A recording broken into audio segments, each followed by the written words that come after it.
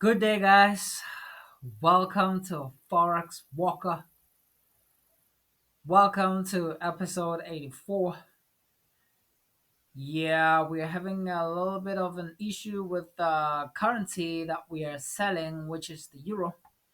The euro is at the moment a little bit bullish, and it might be bullish for a month, but for my most of the currencies that I'm trading, I'll be moving my stop losses to break even, and whatever reversal that happens, uh, you know, I might as well be stopped out and focus on other things. So, these are the reasons why we're saying the euro is bullish.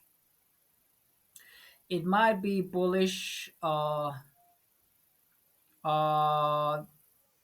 Here you can see that from the consensus here on the euro, it says here. Oh, by the way, uh, the Hungarian currency was actually bullish the last time, and it will continue to be bullish. And here you can see that previously we had a 6.4% unemployment, and we expected a 6.4%. We fell short, which is a 6.3%, and that's the reason why the euro is bullish. Let's look into uh, the US dollar. These are the non-farm payrolls, which are temporary. They give you a temporary, uh, whether it is bullish or bearish, but the move becomes a temporary move, so it's not necessarily that much of a move. But the one that lasts for a little bit of a long time is the unemployment rate. So here you can see that the CHF, you can see that previously we had 2.9, we got 2.9 as a forecast, and we received 3.1% in unemployment. And those are the currencies that we are selling: the euro and CHF and CAD. And here you can see that we have 6.5%, expected 6.70, and we got 6.8. So for the short currencies currently are good, the CHF and the CAD, but the euro is actually bullish. And the US dollar, let's look into the US dollar. Let me see. The US dollar, let me check on the US dollar. These are the non-farm payrolls previously, where they tell you about the number of workforce added into number of boots added into the workforce. From 52K, they expected to 28K, and they got 69K, which is both above the expected and above the previous. And this tells you that the US dollar will continue to go bullish. So for those who are going long on the US dollar, you can keep going long. You can continue to hold the longs, because normally I look into macroeconomics to see whether I should exit a trade or continue to hold the trade. And on the unemployment rate, you can see that previously we had a 4.4%. We expected a 4.6. We got a 4.6, and that will give you a temporary short move. For now, we're short-term bullish from the non-farm payroll, and a little bit of a long-term bearish a little bit. So this will be this current unemployment rate in the US dollar will last for a period of about a month, and this non-farm payroll that is bullish will last for a short term, which is it might last for a week or two, or it might be long term after the current unemployment. It depends on which macroeconomic report is priced in ahead of the other. So that is just something that you need to do research on in macroeconomics for those who are willing to put the work into macroeconomics. I will not tell you which one is priced in ahead of the other. You do your research. That's if you are interested in macroeconomics. So, yeah, we saw what we were doing previously here. I have something that is disturbing me, which is noise outside. So here on the side of price action, you can see that the Euro USD had given us a steady downtrend, and what we are saying is that the non-farm payroll will give you a drop into the lows, the previous lows. It supports the directional bias of the short on the Euro USD. However, the unemployment rate says to us that we will be, however, having some kind of a manipulation, which will give you a tiny pullback before we get that actual drop below there. So this is just something that explains to you the reason why I'm drafting this is normally when I draft some macroeconomic projections, you just find you either find a macroeconomic projection uh, here, and I don't really explain the meaning of that macroeconomic projection. So this is the non-farm payroll and the unemployment rate pricing in macro uh, price action projection. So the non-farm payroll says continuation, which supports the short, and the unemployment rate says temporary. We are temporarily bullish and long-term bearish. So that is how you most of the time find that I've drafted something like this without explaining it. So we're having a temporary. So for the USD CAD, you will not have that much of a pullback.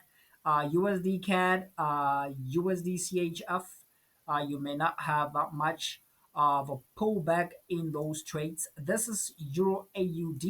We talked about the euro being bullish, and we might have a little bit of problem.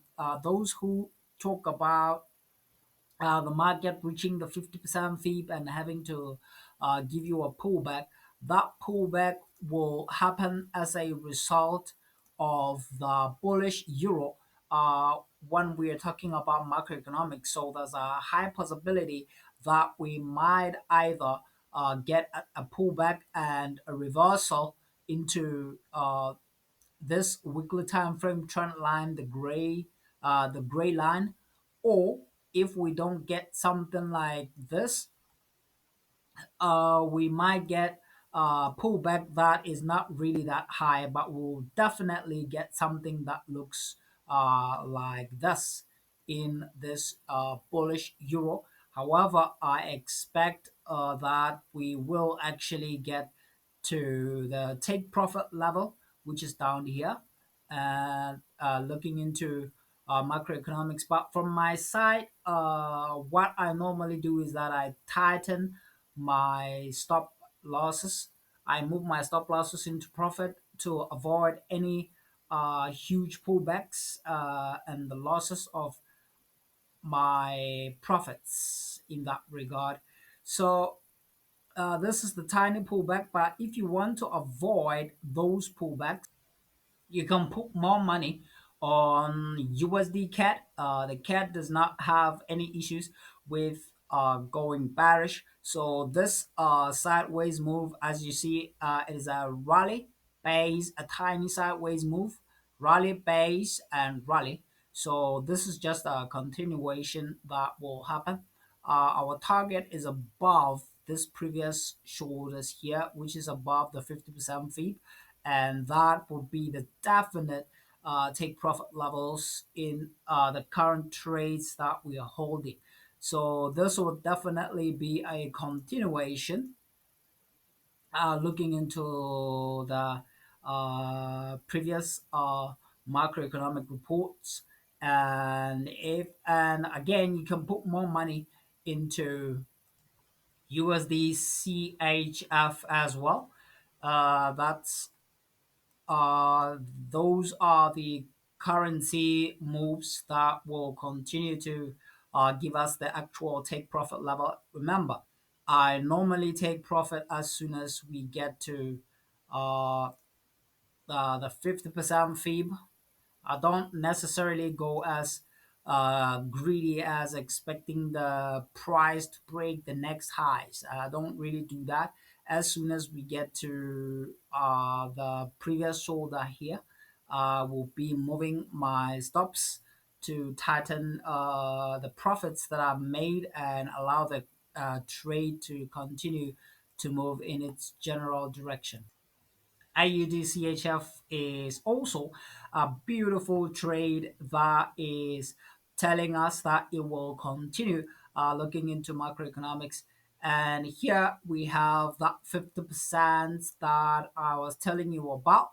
This is the actual take profit level. But normally, what happens is once we get to this 50%, you will look at the distance between the take profit level, the red line here, and this line here, where we are expecting to take profit, which is this previous order block here.